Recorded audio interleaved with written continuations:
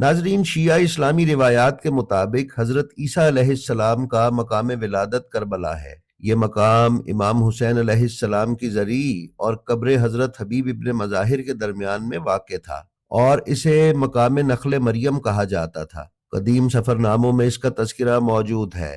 شیعہ روایات کے مطابق حضرت عیسیٰ علیہ السلام کی ولادت کربلا میں ہوئی، اور یہ مقام ولادت وہیں تھا جہاں امام حسین علیہ السلام شہید ہوئے۔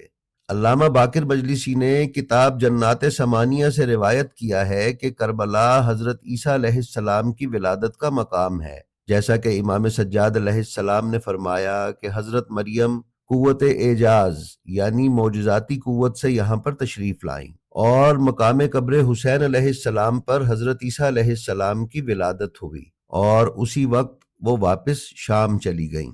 ناظرین، قرآن مجید میں سورہ مریم کی 22ویں آیت میں